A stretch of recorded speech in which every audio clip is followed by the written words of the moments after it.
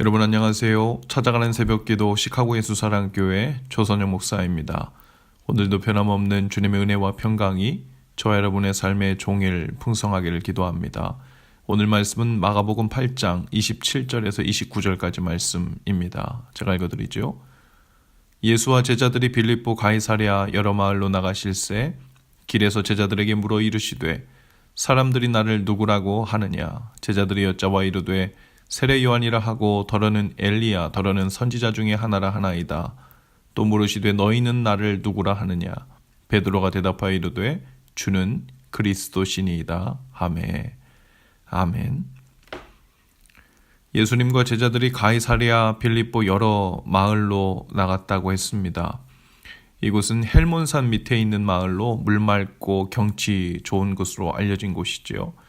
이스라엘은 물이 있는 곳이 신성한 곳입니다. 그리고 가이사랴 빌립보라는 마을 이름에서 보듯이 그곳은 황제 이름을 따서 세운 신도시이고 따라서 신전이 있는 곳이기도 했습니다.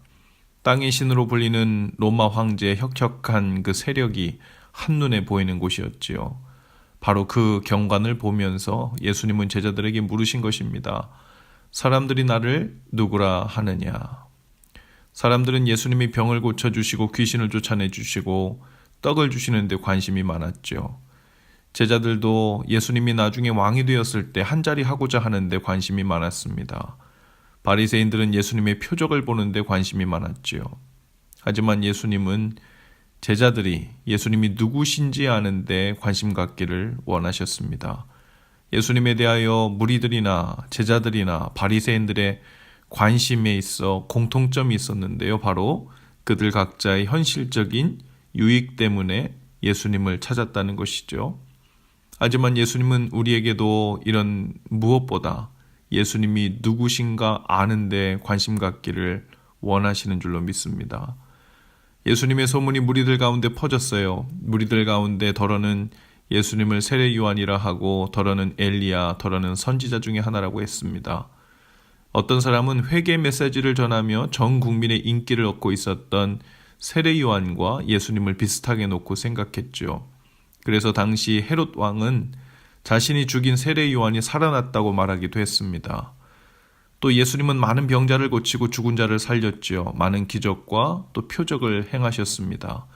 그래서 마치 능력의 선지자로 일컬어졌던 엘리야처럼 보였기도 했죠.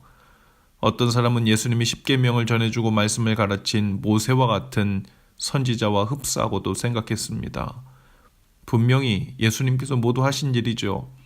모두 예수님이 가진 능력이었습니다. 하지만 예수님은 제자들에게 다시 물으십니다. 너희는 나를 누구라 하느냐. 예수님은 무리들이 각자 자기들의 방식으로 예수님을 이해하고 또 알고 있는 것에 만족하지 않으시고 재차 제자들에게 질문을 하십니다. 너희는 나를 누구라 하느냐. 이 질문은 인격적이고 또 개인적이고 체험적이고 주관적인 질문이죠. 이에 대한 답을 우리는 백과사전에서 찾아보거나 인터넷 검색을 통해서 알 수 있는 것이 아닙니다. 오랫동안 교제하고 사귄 사람이 결혼을 앞두고 이제 그 사람을 경험해 본 결과 나를 어떻게 생각하느냐고 물어보는 질문과 비슷하지요. 누구에게 물어보고 결정하는 것이 아니라 자신이 체험한 것을 기초로 해서 주관적인 결단을 요구하는 질문입니다. 베드로가 대답하지요. 주는 그리스도이십니다. 예수님의 질문에 제자들을 대표해서 베드로가 대답했습니다. 짧은 대답이었지만 예수님에 대한 정확한 대답이었지요. 마태복음에 보면 주는 그리스도시요 살아계신 하나님의 아들이시니이다 라고 대답했다고 나옵니다. 예수님은 이 대답을 들으시고 베드로를 칭찬하셨지요. 바요나 시몬아 내가 복이 있다. 이를 내게 알게 하니는 혈육이 아니요 하늘에 계신 내 아버지이시니라. 예수님을 그리스도로 고백할 때 우리는 구원을 얻습니다. 예수님을 세례 요한이나 엘리야 혹은 모세로 고백해서는 유익은 있을지 모르나 구원을 얻지 못하지요. 예수님의 인기를 따르면서도 또 신앙생활을 열심히 하는 것처럼 보일 수 있습니다. 그분의 기적과 표적을 쫓아다니면서도 마치 좋은 신앙인인 것처럼 보일 수 있어요. 심오한 율법에 대한 가르침을 주시는 선생으로만 알고 깨달음을 쫓아 사는 신앙생활로 치우칠 수도 있지요. 그러나 예수님을 그리스도, 즉 구원자로 믿고 따르지 않으면 죄사함을 얻지 못합니다. 평생 예수님을 알았어도 정작 가장 중요한 죄사함과 구원을 놓치고 신앙생활을 한 것과 마찬가지일 수 있죠.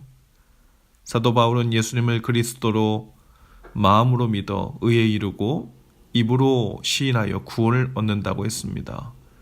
우리가 순간마다 예수님을 그리스도로 인정하고 고백하면 예수님이 우리와 함께해서 우리를 죄와 사망에서 건져주시죠.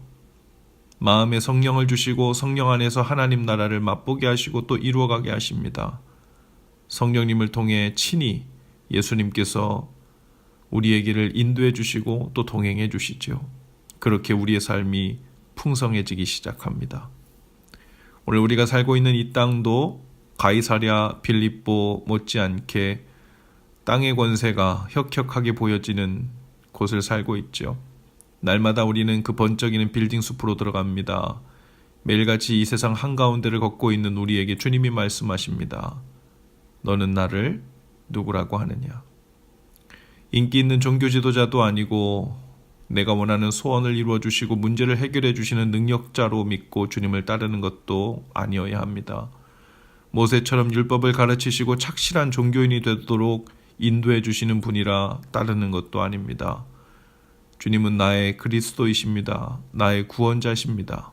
주님으로 인해 거듭나고 구원받아 새로운 생명의 삶을 시작했습니다.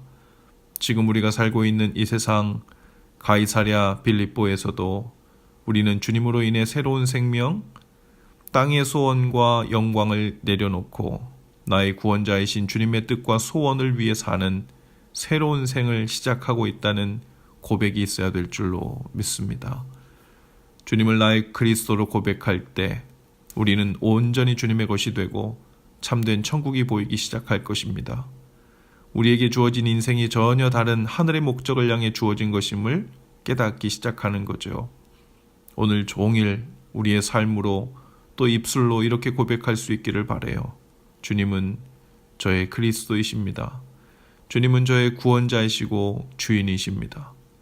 그 진솔한 고백과 함께 우리의 삶이 새로워지고 풍성해지는 오늘 하루 되실 수 있기를 주님의 이름으로 축복합니다. 기도합시다. 주님은 나의 그리스도이십니다. 구원자십니다. 살아계신 하나님의 아들이십니다. 그렇기 때문에 주님이 오늘 우리의 삶을 어디로 어떻게 인도하시든 감사와 영광으로 반응하겠습니다. 아무리 답답한 일을 만났어도 큰 산 같은 문제를 만났어도 음침한 사망의 골짜기를 지나고 있어도 주는 저의 그리스도이십니다. 주님은 저의 구원자십니다. 이 믿음의 고백 때문에 모든 것이 만족되고 충분함을 깨닫고 경험하는 또 견뎌내는 은혜를 주옵소서. 예수님 이름으로 기도합니다. 아멘. 여러분 오늘도 예수 사랑으로 화이팅입니다. 내일 아침에 다시 찾아뵙지요.